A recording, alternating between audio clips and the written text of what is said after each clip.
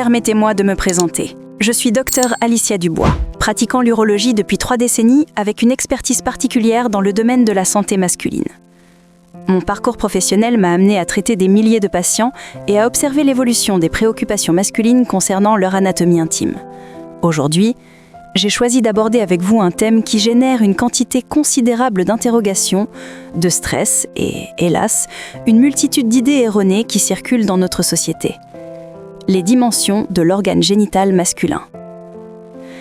Cette question, autrefois confinée aux conversations privées entre médecins et patients, a pris une ampleur considérable dans notre ère numérique. Les consultations médicales voient affluer des hommes de tous âges, tourmentés par des inquiétudes souvent infondées.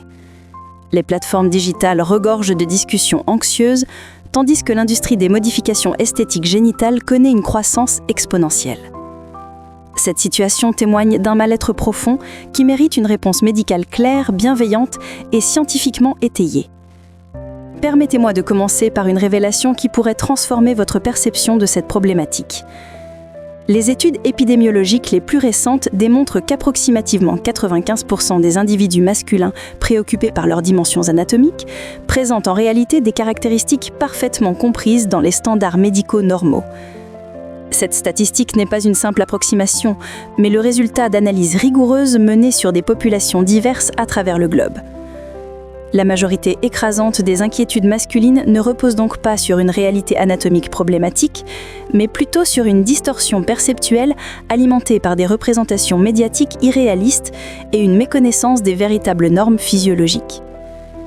L'influence des médias contemporains, particulièrement celle de l'industrie pornographique, a créé un fossé béant entre les attentes masculines et la réalité anatomique masculine.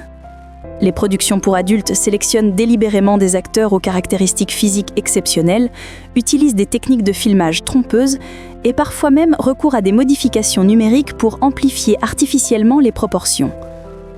Cette exposition répétée à des images déformées de la réalité anatomique masculine engendre une normalisation de l'exceptionnel, transformant l'atypique en standard attendu. Les conséquences psychologiques de cette distorsion perceptuelle sont profondes et multidimensionnelles. L'anxiété générée peut affecter la confiance en soi, les relations interpersonnelles et même la santé mentale globale. Des études psychologiques récentes révèlent que plus de la moitié de la population masculine exprime une forme d'insatisfaction concernant leur anatomie intime. Paradoxalement, les enquêtes menées auprès des partenaires féminins montrent que seulement 5 à 10% d'entre elles accordent une importance significative aux dimensions anatomiques dans leur appréciation d'un partenaire masculin. Cette discordance flagrante entre les préoccupations masculines et les attentes féminines réelles souligne l'ampleur du malentendu culturel qui entoure cette question. Pour établir une évaluation objective de votre anatomie, il est essentiel de maîtriser les techniques de mesure standardisées utilisées dans le contexte médical. La précision méthodologique est cruciale pour obtenir des données fiables et comparables aux normes établies par la communauté scientifique internationale. La mesure longitudinale peut s'effectuer selon 2 protocoles distincts, chacun ayant ses spécificités et ses applications cliniques. La première méthode consiste à mesurer l'organe en état d'érection maximale, tandis que la seconde, privilégiée dans les études épidémiologiques pour sa reproductibilité, mesure la longueur en état de flaccidité avec étirement maximal. Cette dernière technique présente l'avantage d'une corrélation remarquable avec les dimensions érectiles, tout en éliminant les variables liées à la qualité de l'érection. Le protocole de mesure précis requiert l'utilisation d'un instrument de mesure rigide, idéalement une règle métallique ou un mètre médical standardisé. Le point de départ de la mesure se situe à la jonction pénio-pubienne, précisément au niveau de la symphyse pubienne. Il est fondamental d'exercer une pression suffisante pour traverser le tissu adipeux sous-cutané et atteindre la structure osseuse, garantissant ainsi une mesure constante indépendamment de la masse graisseuse individuelle. L'organe doit être étiré délicatement mais fermement dans son axe longitudinal et la mesure s'effectue jusqu'à l'extrémité distale du gland. Cette standardisation méthodologique permet d'éliminer les variations dues aux techniques de mesure inappropriées qui peuvent fausser les résultats de plusieurs centimètres. L'évaluation de la circonférence, paramètre souvent négligé mais cliniquement significatif, nécessite l'utilisation d'un mètre ruban souple ou d'un fil non étensible. La mesure s'effectue idéalement au niveau médian de la verge, équidistant entre la base et l'extrémité coronale. Cette localisation standardisée permet d'obtenir une valeur représentative de l'épaisseur générale de l'organe. Les protocoles cliniques recommandent généralement d'effectuer cette mesure en état d'érection complète pour obtenir des données comparables aux normes établies, bien que des mesures au repos puissent également être documentées à des fins de suivi médical. L'importance de suivre rigoureusement ces protocoles ne peut être sous-estimée. Les erreurs méthodologiques courantes incluent la mesure à partir de points de référence incorrects, l'utilisation d'instruments inadaptés ou la comparaison de mesures prises dans des conditions physiologiques différentes. Ces imprécisions peuvent conduire à des évaluations erronées qui alimentent inutilement l'anxiété ou créent de fausses assurances. Les recherches scientifiques les plus exhaustives à ce jour reposent sur une méta-analyse monumentale compilant les données morphométriques de près de 15 000 participants, issus de populations géographiquement et ethniquement diversifiées. Cette approche méthodologique, qui synthétise les résultats de multiples études indépendantes, permet d'obtenir des valeurs moyennes d'une fiabilité statistique exceptionnelle, éliminant les biais potentiels des études isolées. Les mesures longitudinales, qu'elles soient effectuées en érection ou en flaccidité étirée, révèlent une distribution gaussienne remarquablement constante à travers les populations étudiées. L'intervalle comprenant 90 à 95% de la population masculine s'étend de 10 à 16 cm, avec une valeur médiane se situant aux alentours de 13 cm. Cette distribution statistique signifie concrètement que la vaste majorité des hommes présentent des dimensions comprises dans une fourchette relativement restreinte, contredisant l'idée répandue d'une grande variabilité anatomique. Les extrêmes de cette distribution correspondent à des conditions médicales spécifiques qui nécessitent une attention clinique particulière. Le micropénis, défini médicalement comme une longueur érectile inférieure à 7 cm, constitue une anomalie développementale rare, affectant moins de 0,6% de la population masculine. Cette condition peut résulter de désordres hormonaux congénitaux ou de syndromes génétiques spécifiques. À l'opposé du spectre, les dimensions dépassant aux 24 cm, qualifiées de macropénis, sont encore plus exceptionnelles et peuvent paradoxalement s'accompagner de complications fonctionnelles et relationnelles significatives. L'analyse des données circonférentielles révèle également une distribution normale avec des valeurs moyennes remarquablement stables. En état de repos avec étirement, la circonférence moyenne oscille entre 8 et 10 cm, tandis qu'en érection, elle se situe généralement entre 10 et 13 cm, avec une moyenne d'environ 11 cm. Ces paramètres, moins souvent discutés que la longueur, présentent pourtant une importance fonctionnelle et esthétique comparable. La compréhension de ces normes statistiques devrait permettre à la majorité des hommes de réaliser que leurs caractéristiques anatomiques s'inscrivent dans un continuum parfaitement normal. L'exceptionnalité, qu'elle soit dans le sens de dimensions réduites ou augmentées, reste précisément cela, exceptionnelle et statistiquement rare. Face à l'insatisfaction persistante malgré la normalité anatomique, nombreux sont ceux qui se tournent vers les solutions médicales ou chirurgicales d'augmentation. Il est de mon devoir de médecin de présenter une analyse objective et complète de ces options, incluant leurs bénéfices potentiels, mais surtout leurs limitations et risques inhérents. L'augmentation de la circonférence par injection de substances de comblement représente actuellement l'intervention la plus fréquemment pratiquée. L'acide hyaluronique, molécule naturellement présente dans l'organisme et largement utilisée en médecine esthétique faciale, constitue le produit de référence pour cette procédure. Les injections péniennes d'acide hyaluronique peuvent effectivement augmenter la circonférence de 2 à 3 cm, offrant un résultat immédiatement visible et généralement satisfaisant sur le plan esthétique. Cependant, plusieurs considérations importantes doivent être prises en compte. Premièrement, l'effet est temporaire, avec une durée moyenne de 12 à 18 mois avant résorption progressive. Deuxièmement, la procédure nécessite une expertise technique considérable pour éviter les irrégularités de distribution et les complications vasculaires. Troisièmement, le coût financier cumulé des injections répétées peut devenir substantiel. Plus préoccupant encore est l'utilisation de substances non résorbables, comme le polyméthylacrylate de méthyle, le silicone industriel ou d'autres composés synthétiques permanents. Ces produits, parfois proposés dans des établissements non régulés ou par des praticiens non qualifiés, présentent des risques catastrophiques, incluant la formation de granulomes fibrotiques, des réactions inflammatoires chroniques, des infections résistantes au traitement et des déformations permanentes, nécessitant parfois des amputations partielles. La communauté médicale internationale condamne unanimement l'utilisation de ces substances dans le contexte de l'augmentation pénienne. Les techniques chirurgicales visant à augmenter la longueur pénienne se reposent sur deux approches principales, chacune présentant des limitations significatives qui doivent être clairement comprises avant toute décision. La liposuction subpubienne consiste à retirer chirurgicalement le tissu adipeux accumulé à la base du pénis. Cette intervention peut effectivement créer une illusion d'allongement en exposant davantage la portion proximale de l'organe. Cependant, il est crucial de comprendre qu'aucun tissu pénien supplémentaire n'est créé. Il s'agit uniquement d'une modification de l'apparence externe. Les candidats idéaux pour cette procédure sont les hommes présentant un excès adipeux significatif dans la région pubienne, souvent associé à l'obésité. La section du ligament suspenseur représente une intervention plus invasive avec des implications fonctionnelles majeures. Ce ligament, qui ancre le pénis à la symphyse pubienne, maintient l'angle érectile et la stabilité de l'organe pendant les rapports sexuels. Sa section chirurgicale permet au pénis de pendre plus bas en position flaccide, créant une apparence d'allongement pouvant atteindre 2 cm. Néanmoins, les conséquences fonctionnelles sont souvent problématiques.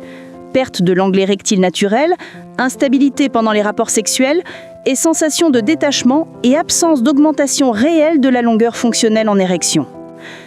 Les études de suivi post-opératoire révèlent des taux de satisfaction particulièrement bas pour ces procédures, avec une majorité des patients exprimant des regrets concernant leur décision chirurgicale. Les complications potentielles incluent les infections post-opératoires, les adhésions cicatricielles douloureuses, les dysfonctions érectiles secondaires et les déformations esthétiques permanentes. Il existe une confusion considérable concernant les implants péniens dans le contexte de l'augmentation.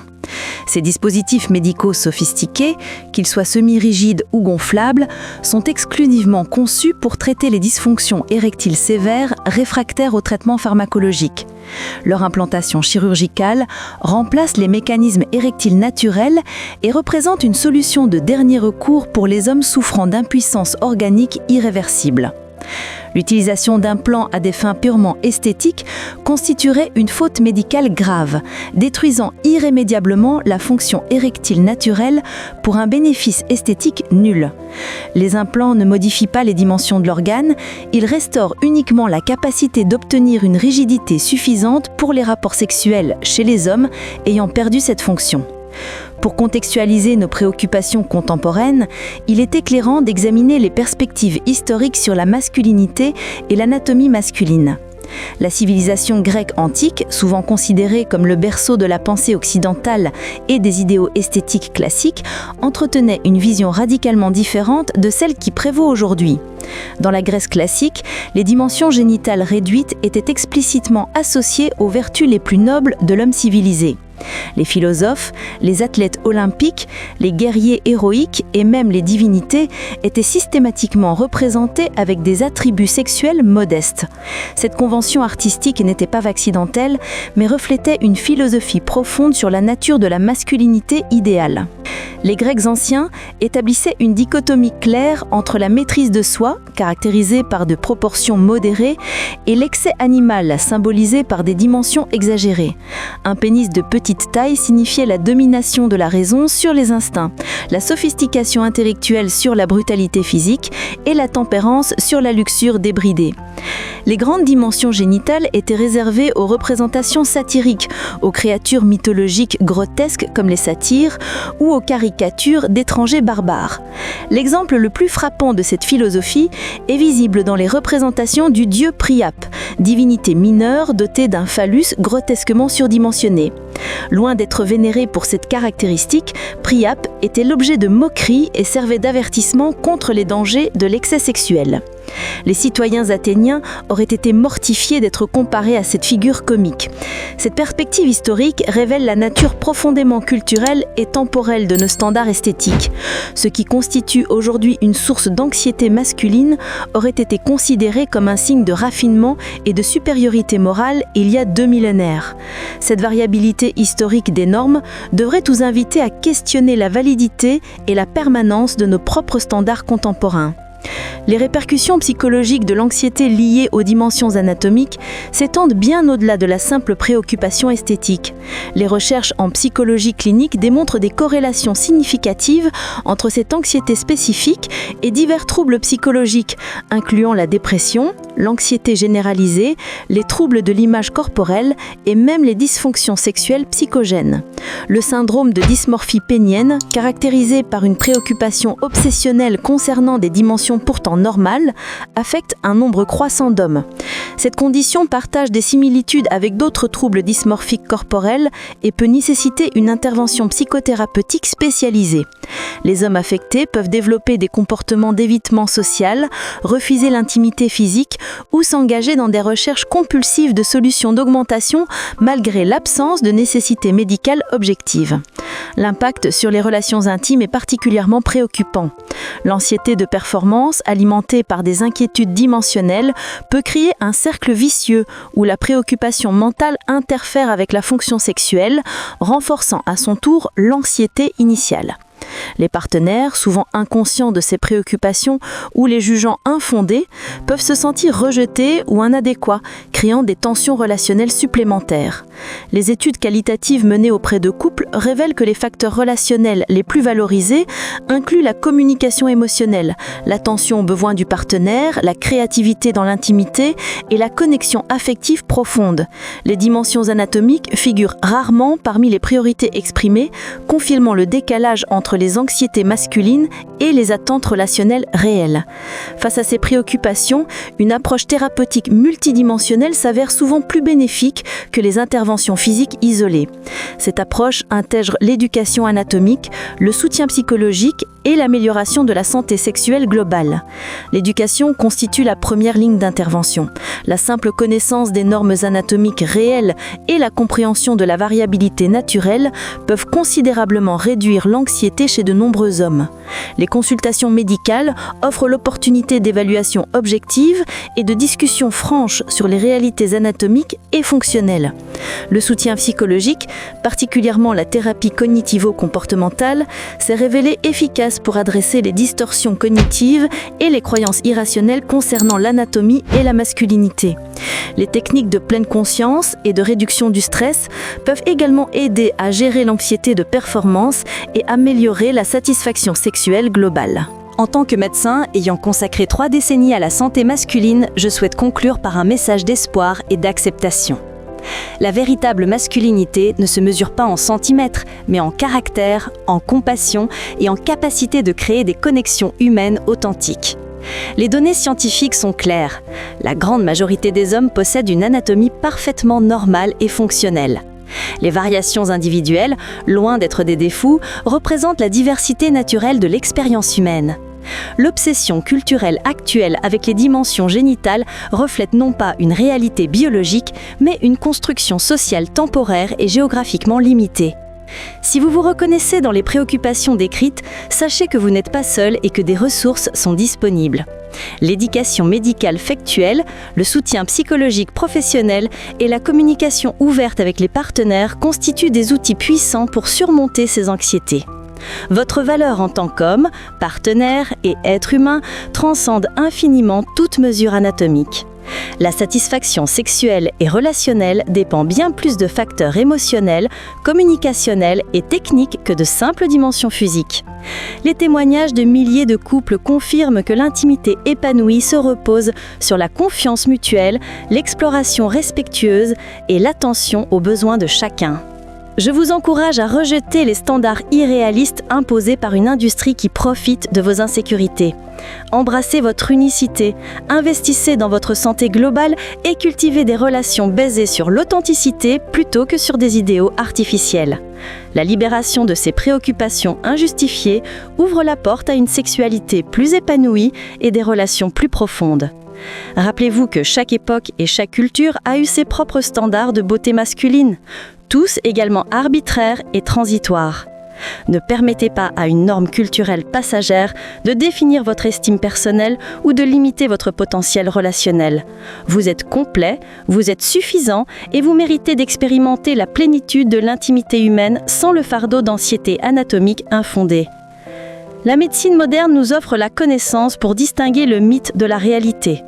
Utilisez cette connaissance non pas pour alimenter de nouvelles anxiétés, mais pour vous libérer des anciennes. Votre parcours vers l'acceptation de soi et l'épanouissement sexuel commence par la reconnaissance simple mais puissante que vous êtes, très probablement, exactement comme vous devriez être. En résumé, mes chers amis, il est essentiel de retenir que la taille du pénis varie naturellement d'un homme à un autre et qu'il n'existe pas de standard parfait universel. La science médicale a démontré que la moyenne se situe dans des marges bien définies et surtout qu'elle n'a pas le rôle déterminant que beaucoup imaginent dans la vie intime ou dans la santé masculine. Ce qui compte réellement, c'est la confiance en soi, l'acceptation de son corps et la capacité à cultiver une sexualité saine, respectueuse et épanouissante. Trop d'hommes se comparent inutilement, nourrissant des complexes qui ne reposent pas sur des faits médicaux. Comme nous l'avons vu ensemble, l'essentiel n'est pas la comparaison, mais le bien-être, la santé et l'équilibre général. Alors si cette vidéo vous a aidé à mieux comprendre l'anatomie masculine et à vous libérer de certaines idées reçues, je vous encourage vivement à continuer ce chemin d'apprentissage et de prise de confiance. La santé masculine est un vaste univers, rempli de sujets passionnants et cruciaux que nous allons explorer ensemble. Pour ne rien manquer de nos prochaines vidéos, n'oubliez pas de vous abonner à la chaîne et d'activer la cloche de notification. Ici, avec la docteure Alicia Dubois, urologue, nous parlerons sans tabou et avec sérieux de votre santé pour vous accompagner vers plus de clarté, de bien-être et de sérénité. À très bientôt et prenez soin de vous.